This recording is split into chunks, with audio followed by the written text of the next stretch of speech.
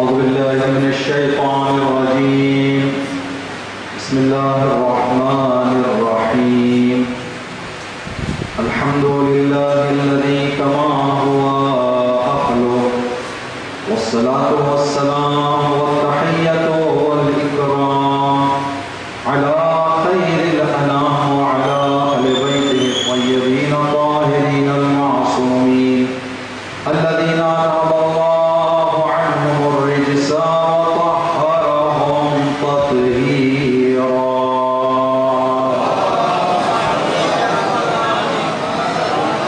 واللعنة على أعدائهم أجمعين وأمر اللهم به بلادك وأحيي به عبادك فإنك قلت وقولك الحق ظهر الفساد في البر والبحر بما كسبت أيدي الناس أما بعد قال رسول الله صلى الله عليه وآله وسلم إن للحسين في قلوب المؤمنين لحرارة لا تبرد أبدا صدق مولانا رسول الله. مجلس قبولیت کے لیے انشاءاللہ ماہ محرم کی پہلی مجلس عزا استقبال محرم کی اس عزا خانے میں منعقد ہو رہی ہے. گزشتہ دیگر عزا خانوں میں جو منعقد ہوئی ہیں انشاءاللہ ان کی قبولیت اور اس مجلس کی قبولیت کے لیے اس مجلس سے طاقت لے کر تمام ایام اعضاء میں جب بھی فرصت اور موقع ملے توفیق ملے وقت نکال کر فرصت نکال کر شوق سے دل سے شرکت کرنے کا حوصلہ ہم سب کو حاصل ہونے کے لیے صلوات علی محمد و آل محمد.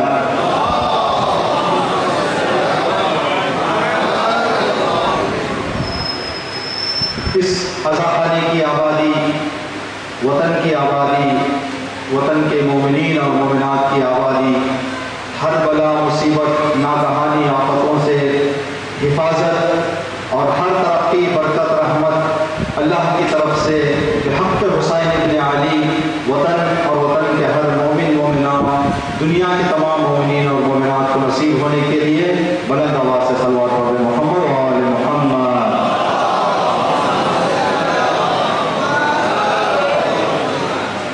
ملکوں میں چاند نظر آ چکا ہے لیکن ہمارے ملک میں چاند نظر نہیں آیا ہے. انشاءاللہ کل رات چاند رات ہوگی. یہ بات ہم پورے یقین کے ساتھ کہہ سکتے ہیں. مہینہ دن شہر وطن ہمارے لیے ہے لیکن جو ہمارا امام ہوتا ہے نہ اس کے لیے زمانہ ہے نہ مکان ہے. اس کے لیے ہر چیز کھلی ہوئی ہے کوئی پابندی نہیں ہے. ضرور آج محرم کا چاند جب دوسرے ملکوں میں ہمارا اور آپ کا آخری مولا دیکھا ہوگا کالے کپڑے پہن کر میرے مولا نے آنسو بہائے ہوں گے کہ محرم کا چاند نظر آ گیا اور میرے عزادار میرے شہر کے ماتمدار تیاریاں کر رہے ہیں. امام کی عزاداریوں کی قبولیت امام کے آنسوؤں کا صدقہ اور واسطہ اللہ کی بارگاہ میں پیش کرتے ہوئے امام کی سلامتی اور امام کے جلد ظہور کے لیے صلوات پڑھ محمد و آل محمد.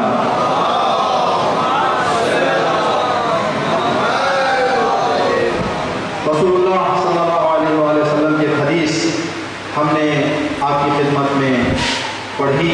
مشہور حدیث ہے. امام کا بچپنا تھا. رسول کی گود میں امام بیٹھے ہوئے تھے امام حسین علیہ السلام. اصحاب اطراف جمع تھے تو اصحاب سے رسول اللہ نے امام حسین جو گود میں بیٹھے ہوئے تھے امام کی طرف اشارہ کرتے ہوئے فرمایا اِنَّ لِلْحُسَيْنِ فِي قُلُوبِ الْمُؤْمِنِينَ لَحَرَارَةٌ. حسین کے لیے مومنین کے دلوں میں جوش ہے ایک گرمی ہے. اس گرمی کے حوالے سے رسول اللہ نے فرمایا لا تبرد ابدا. دنیا ختم ہو جائے گی یہ گرمی ختم ہونے والی نہیں ہے. کبھی بھی یہ گرمی ٹھنڈی ہونے والی سرد ہونے والی خاموش ہونے والی نہیں ہے. ہم جو تیاریاں جو بچے جوان کوچے گلیوں میں کس نے بتایا ان کو جاؤ بچے محرم کی تیاری کرو. یہ خون ہے یہ گرمی ہے یہ حسین کا عشق ہے جو بچوں کو، جوانوں کو، بزرگوں کو، نمازیوں کو، بے نمازیوں کو، مجلسیوں کو، جو مجلس میں نہیں آتے، ان کو سب کو ایک اندر سے تیار کرتا ہے کہ محرم آ رہا ہے، تیار ہو جاؤ، محرم آ رہا ہے، اپنے آپ کو آمادہ کرو۔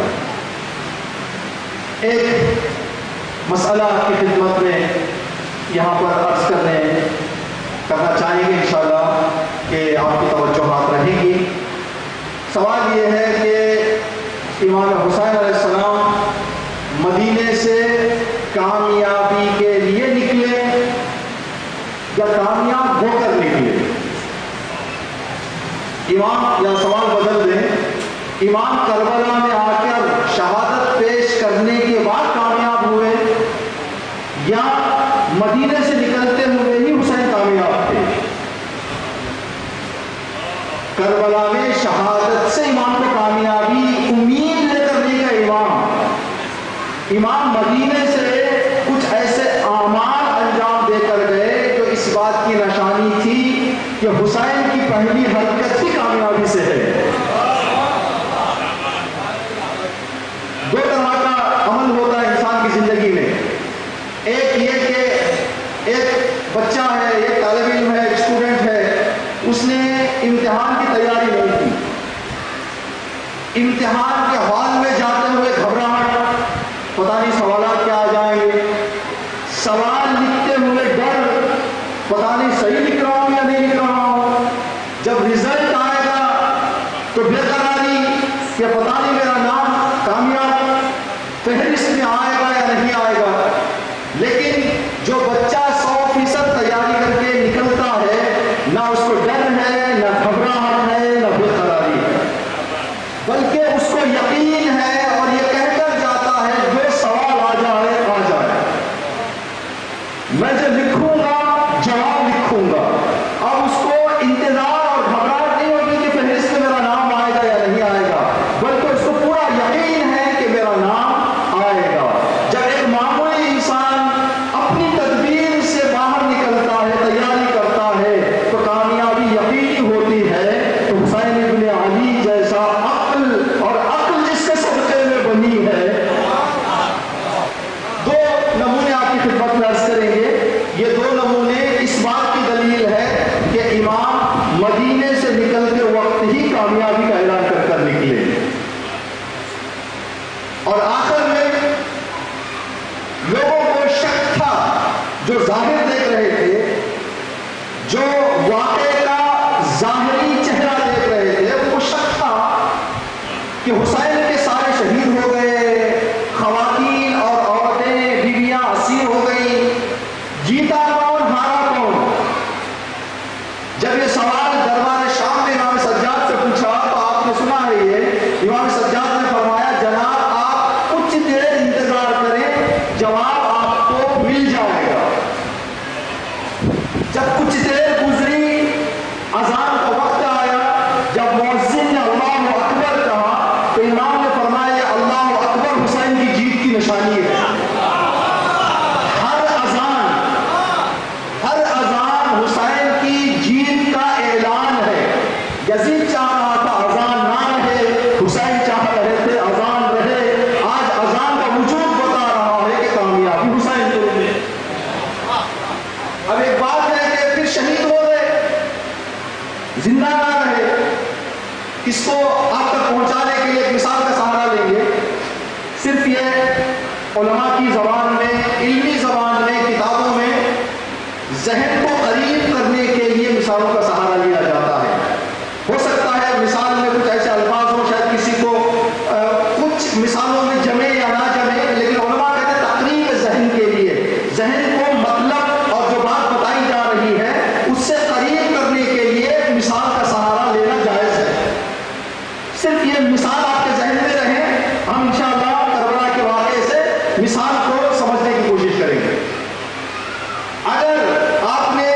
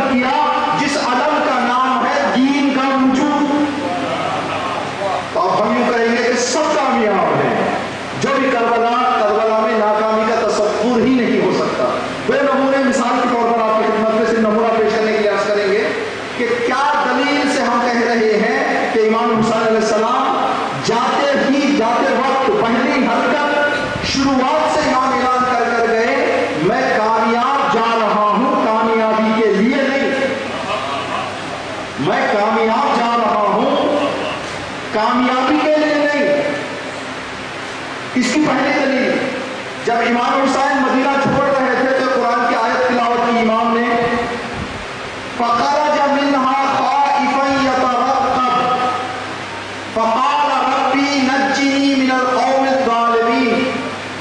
امام مدینہ نکلتے ہوئے یہ آیت جو پڑھ رہے ہیں، کامیابی کا اعلان ہے۔ یہ آیت کون سی آیت ہے؟ جب حضرت موسیٰ علیہ السلام کو مصر سے باہر جانا پڑا تو حضرت موسیٰ باہر جاتے وقت یہ آیت پڑھ کر گئے، فخرج منها خائفا يترقب۔ جب حضرت موسیٰ مصر سے باہر نکلے تو گھبرائے ہوئے تھے، اور یہ زبان پر دعا تھی کہ ربی نجنی من القوم الکافرین، پروردگار اس قوم کافر سے مجھے نجات دے دے۔ تو امام حسین علیہ السلام حضرت موسیٰ کے زبان اور اس واقعے کی آیت کو تلاوت فرما کر بتا رہے ہیں، تو موسیٰ کا واقعہ پڑھ لو، میرا واقعہ سمجھ میں آ جائے گا۔ موسیٰ کمزور تھے، باہر نکلے، جب واپس آئے تو عصا لے کر آئے، ید بیضا لے کر آئے، فرعون کی موت لے کر آئے، فرعونیت کی بربادی لے کر آئے، گئے تھے تنہا، آئے تھے طاقتیں لے کر، کامیابیاں لے کر، شجاعتیں لے کر، بلندیاں لے کر۔ تو امام حسین ابتدائی میں یہ آیت پڑھ کر بتا رہے ہیں، یہ قافلہ جا رہا ہے مدینے سے، آئے گا کامیابیاں لے کر، آئے گا بلندیاں لے کر۔ تو ہم پہلے ہی اعلان کر رہے ہیں، جس طرح سے موسیٰ کامیاب لوٹے تھے، ہم بھی کامیاب لوٹیں گے۔ ایک آیت امام کا سہارا۔ دوسرا ایک واقعہ آپ کی خدمت میں جو آپ سب سن چکے ہیں، سب کو یاد ہے، رسول اللہ ابھی کچھ دن پہلے گزری ہے آخری عید، سال کی عید مباہلہ۔ عید مباہلہ میں رسول اللہ کن لوگوں کو لے کر گئے؟ پنجتن پاک کو، ٹھیک، پنجتن کو لے کر گئے رسول۔ امام علی، بی بی زہرا، امام حسن، امام حسین علیہ السلام عصمت پنجتن کے لیے صلوات اللہ محمد و آل محمد۔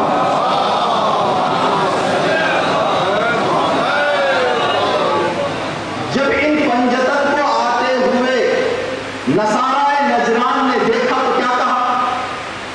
پہلے سوال کیا اپنے بڑے سے، مقابلہ کریں یا نہ کریں، مباہلہ کریں یا نہ کریں؟ تو انہوں نے کہا کہ یہ دیکھو کہ حسین لشکر کو لا رہے ہیں یا گھر، رسول لشکر کو لا رہے ہیں یا گھر والوں کو لا رہے ہیں؟ اگر لشکر کو لائیں بغیر گلے کے مباہلہ کرو، اگر گھر والوں کو مختصر لائیں بھول کر مباہلہ نہ کرو۔ اگر مباہلہ تم نے کر لیا تو تم برباد ہو جاؤ گے۔ آخر کیا وجہ تھی؟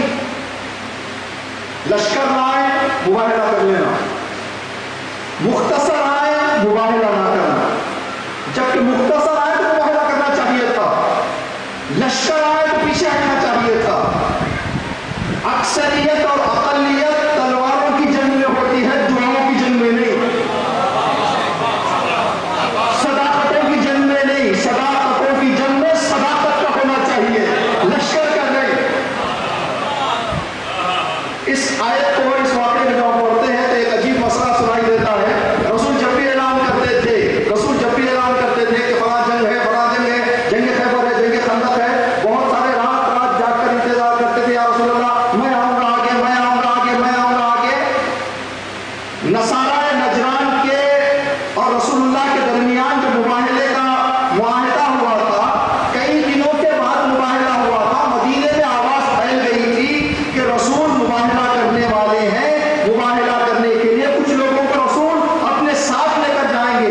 کسی بھی تاریخ میں یہ نہیں ملتا جنگ خیبر، خندق، بدر اور حنین آگے آگے بڑھ کر علم ماننے والے، یہاں تک کسی نے کہا یا رسول اللہ مجھے بھی لے کر جائیں۔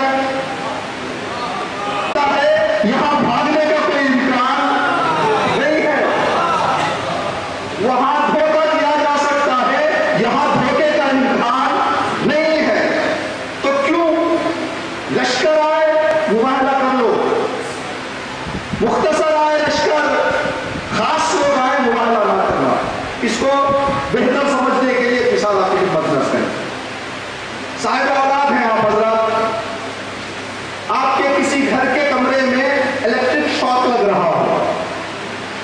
ٹھیک ہے، 2-3 بچے کھیل رہے ہیں، باپ گھر میں ہے، کمرے میں جانے کی ضرورت پڑ گئی تو باپ بچوں کو بھیجے گا یا بچوں کو محفوظ جگہ پر رکھ کر باپ اندر جانے کی کوشش کرے گا؟ کون جائے گا؟ بچوں کو پہلے حفاظت کی جگہ پر پہنچائیں گے، اس کے بعد احتیاطی انتظام خیال کرتے ہوئے، احتیاط کرتے ہوئے باپ آگے جانے کی کوشش کرے گا۔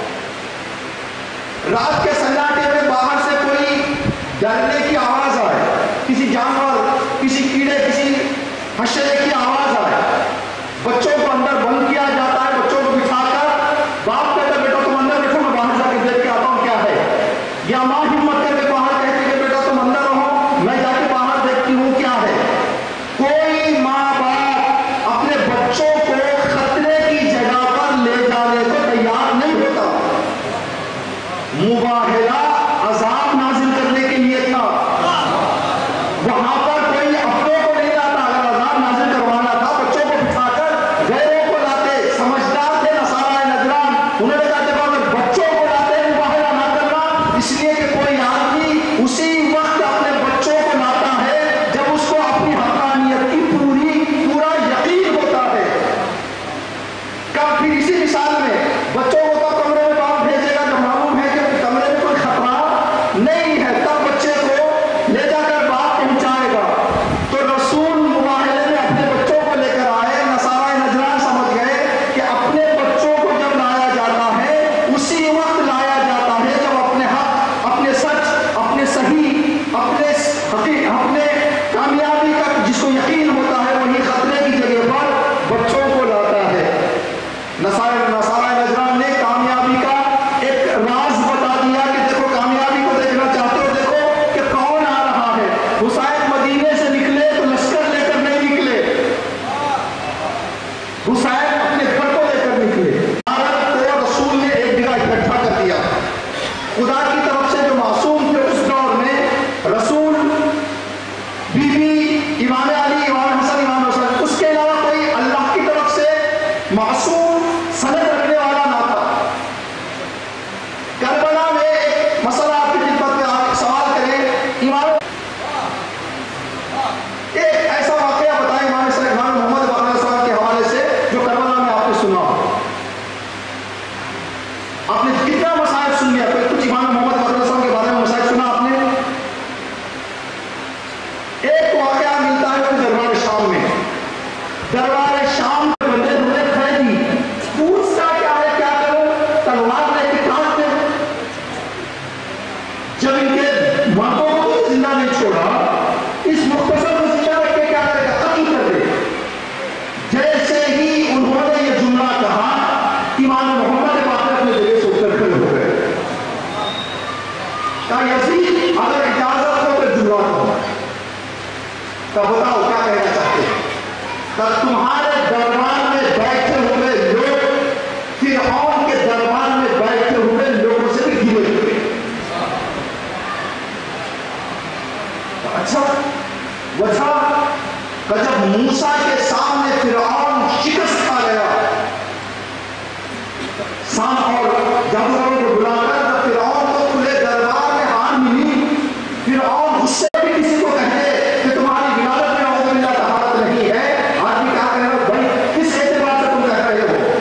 700 کرسی نشین کے ساتھ یزید نے امام محمد باقر سے دلیل نہیں مانگی، مانگا تھا ان سے دلیل مانگنا ہمارے پردوں کو اٹھانے کے برابر ہے۔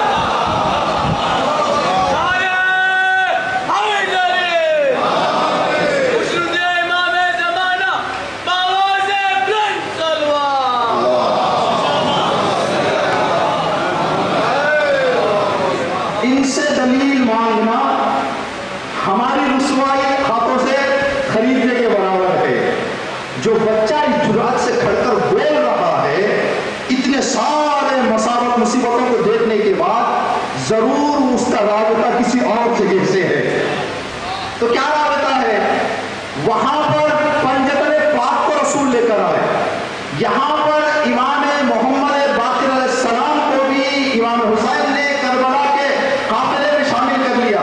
جب یہ قافلہ آ گیا، کربلا کے علاوہ کوئی امام باہر تھا؟ کربلا امام حسین علیہ السلام، امام زین العابدین علیہ السلام، امام محمد باقر علیہ السلام. کیوں امام محمد باقر کو لے کر گئے؟ امام حسین علیہ السلام بتانا چاہ رہے تھے دیکھو وہاں پر رسول نے ساری عصمت کو ایک جگہ کر لیا تھا، یہاں پر میں ساری عصمت کو کربلا میں لا رہا ہوں، جو نتیجہ مباحلہ کا ہوگا وہی نتیجہ کربلا کا ہوگا، جو نتیجہ وہاں کا وہی نتیجہ یہاں. وہاں سارے معصوم، یہاں کوئی معصوم کربلا سے باہر نہیں. عزیزان کرام، محرم الحرام، حسین کامیاب ہے. حسین سے جڑنے والا کامیاب ہی ہو سکتا ہے، ناکامی کا تصور نہیں ہو سکتا. ہمیں حسین کامیابی کے راہ پر دیکھنا چاہتے ہیں اور کامیاب دیکھنا چاہتے ہیں. کامیاب ہونے کے لیے کچھ بہت سارے اسباب ہیں. ایک سبب ان مجلسوں میں شرکت، انہی عزاداریوں میں شرکت کرنا.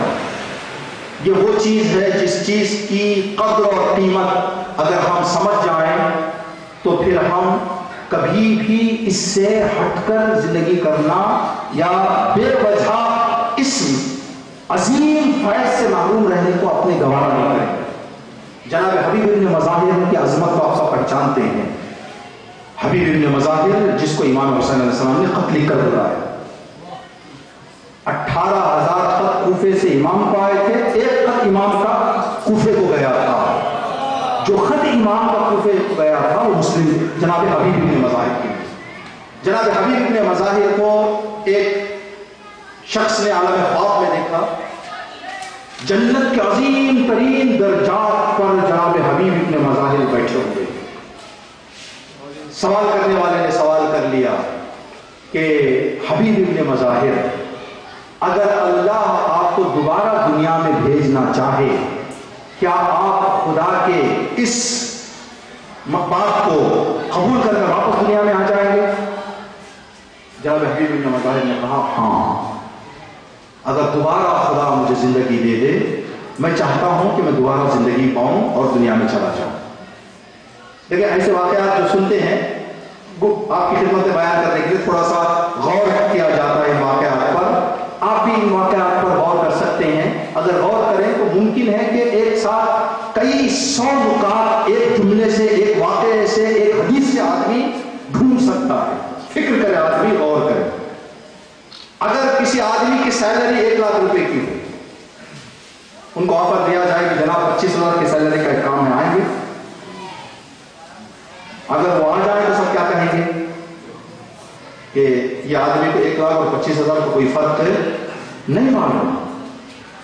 1 لاکھ کی سیلری لینے والا آدمی اسی وقت کسی آفر کو قبول کر سکتا ہے جو اس سے یا تو سہولت زیادہ ہو، اتنا ہی وہ سہولت ہو، یا اس سے بڑا ہو. جنت کے اس عالی درجے پر رہنے والا حبیب خدا کی اس بات کو کہ دنیا میں اگر جانا چاہتے ہو جاؤ گے، حبیب کہہ رہے ہیں میں مان لوں گا. تو مطلب یہ ہوا کہ اس درجے سے اوپر بھی کوئی درجہ ہے جس کو حاصل کرنے کے لیے حبیب دنیا میں آنا چاہ رہے ہیں، ہے نہیں؟ اسی درجے کے لیے پھر کون آئے گا، یا اس سے نیچے درجے کے لیے نہیں آئے گا. تو اس عاشق نے سوال کر لیا کہ حبیب آ کر کرو گے کیا؟ دنیا میں آ کر اس مقام کو چھوڑ کر کرو گے کیا؟ جناب حبیب ابن مظاہر کا جملہ سنیں گے جواب، میں چاہتا ہوں زندگی ملے حسین کی مجلس میں شرکت کروں. تو آپ اندازہ لگا لیں کہ شرکت امام حسین کی مجلس میں شرکت اور حسین کے غم میں حصہ لینے کا کیا درجہ ہوگا، جس درجے کی آرزو جناب حبیب ابن مظاہر. اللہ اکبر. کل رات سنیں گے آپ چاند رات کی مجلس کا مسائل. بس 1-2 جملے آپ کی خدمت میں عرض کریں گے. ابھی ہم یہاں بیٹھے ہوئے ہیں، آپ ایک لمحے کے لیے تصور کریں کہ اگر اب چاند رات ہوتی تو ہم جو حالت میں بیٹھے ہوئے ہیں ایسے بیٹھتے یا کچھ حالت ہماری بدلی ہوئی ہوتی، غمداری ہوا ہوتا، دل ٹوٹا ہوا ہوتا، ایک ماحول بن جاتا چاند رات کا. لیکن آج رات چاند نہیں دکھا، انتظار کرتے ہیں کہ چاند نظر آ جائے. چاند نظر نہیں آیا تو کل جیسا تھا ہمارا دن آج ویسا ہو گیا. لیکن کل کا جو آنے والا دن ہے وہ آج جیسا نہیں ہوگا. آج جیسا نہیں ہوگا. کل جب چاند نمودار ہوگا آنسوؤں کی شدت بڑھ جائے گی، آواز گریا بلند ہو جائے گی، پھر یہ سلسلہ چلتا رہے گا چلتا رہے گا چلتا رہے گا، جیسے جیسے 7-8 محرم ہوگی اور زیادہ اوج پکڑ جائے گا۔ جب عاشور کا دن آئے گا قیامت برپا ہو جائے گی، 11 محرم آئے گی، پھر ہم آج جیسے ہیں ویسے 11 محرم کو ہو جائیں گے، حالت نارمل ہو جائے گی، پھر مجلسوں میں شرکت کریں گے۔ 11 محرم کی مجلس میں شرکت کی کیفیت 10 محرم کی شرکت کی کیفیت کچھ بدلی ہوگی، برابر نہیں ہوگی، سب چیز ہم دیکھے ہوئے ہیں۔ آخر چاند رات سے لے کر شام غریبہ تک یہ درد کا ماحول کیوں ہوتا ہے؟ ایک شخص نے یہی سوال چھٹے امام سے پوچھ لیا کہ مولا جیسے ہی چاند نظر آتا ہے نہ چاہتے ہوئے بھی دل تڑپ جاتا ہے، اور چاہ کر بھی کوئی خوشی لینا چاہوں ملتی نہیں، عاشور تک یہی میری حالت ہوتی ہے، آخر کیوں؟ امام جعفر صادق علیہ السلام کی آنکھوں سے آنسو نکل گئے۔ کہا اس کا راز کیا ہے تجھے معلوم ہے؟ کہا نہیں معلوم مولا، جاننا چاہتا ہوں۔ کہا جیسے ہی محرم کا چاند نظر آتا ہے میری جدہ فاطمہ میرا حسین کا خونی کرتا آسمان کی فضاؤں میں لہرا دیتی ہے، یہ کرتا 10 محرم تک آسمان پر رہتا ہے، جب اس کی ہوا چھو کر عزاداروں تک پہنچتی ہے ماحول غم کا ہو جاتا ہے، جب 10 محرم گزر جاتی ہے تو فاطمہ عزاداروں کو دعائیں دے کر اس کرتے کو اپنے پاس امانت رکھ لیتی ہیں۔ اللہ اکبر، یہ صرف جو اثر ہم پر ہے، ایسا نہ سمجھیں کہ صرف امام حسین کے چاہنے والوں پر اثر ہوتا ہے، نہیں، دوسرے لوگوں پر بھی اثر ہوتا ہے، دوسری موجودات پر اثر ہوتا ہے، احساس نہیں ہوتا، ہم کو خبر نہیں ہوتی۔ اس لیے کہ خدا تعالیٰ قرآن میں فرماتا ہے کوئی بھی ایسی موجود نہیں ہے جو میرا ذکر نہ کرتی ہو، تو کوئی بھی ایسی موجود نہیں ہے جو حسین پر گریا۔ حضرت اسماعیل علیہ السلام بکریوں کو لے کر ہر دن کی طرح گھاس دینے کے لیے چرانے کے لیے جنگل لے کر گئے، دستور تھا ایک مخصوص جگہ پر گھاس کھلاتے، سامنے ندی تھی، بکریوں کو ندی میں لے کے جاتے، پانی پلا کر گھر لے چلے جاتے۔ ایک دن گھاس چرا کر بکریوں کو چرا کر جب ندی کے کنارے لے کر گئے، بکریاں آگے جا کر پیچھے آ جاتی ہیں، کوئی پانی منہ کو نہیں لگا تھا، تو جناب اسماعیل نے پانی کا ذائقہ دیکھا کہ کہیں پانی بدل تو نہیں گیا، آخر کیا ہو گیا؟ جب اس کشمکش میں تھے کہ آخر یہ بکریاں کیوں پانی نہیں پیتے، اللہ کے رسول تھے، جبرائیل کی آواز آئی اسماعیل اس لیے کہ محرم کا چاند نظر محرم کا چاند نظر آ گیا ہے، اب یہ بکریاں پانی نہیں پی رہی ہیں۔ حضرت اسماعیل کہتے ہیں کہ محرم کے 1 تاریخ کے لیے میری نشانیاں یہ تھی، جس دن بکریاں پانی پینا چھوڑ دیتی میں سمجھ جاتا کہ آج ایک محرم آ گئے، آج چاند رات آ گئی۔ بس آخری فقرات اور آپ کی زحمت تمام، ہر جگہ کا دستور ہے، آپ نے بھی دیکھا اگر کسی وطن کے ایک مومن کا 40واں ان کے دوست مسجد میں کریں، مرحوم کے بچے آتے ہیں کہ نہیں آتے؟ باپ اگر ہے وطن میں آ جائے گا، اس لیے کہ میرے بچے کا 40واں ہے، دوستوں نے رکھا ہے، میرے بچے کا 40واں ہے، کام کرنے والوں نے، ایک بزنس کے لوگوں نے رکھا ہے، مجلس کس کی ہے، فرش عزا کس کی ہے؟ کیا آپ گمان نہیں کر سکتے کہ فاطمہ زہرا نے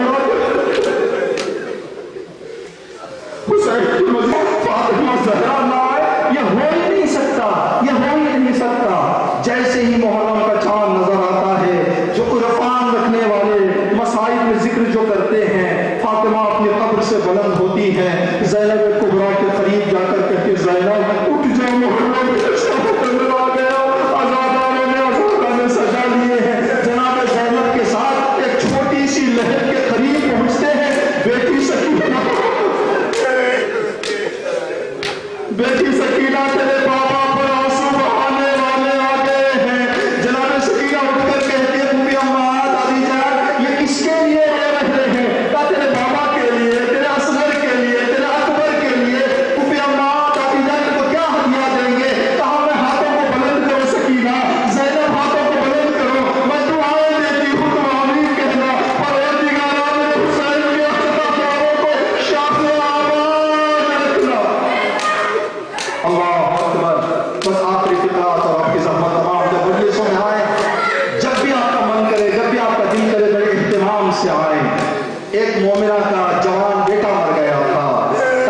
شاید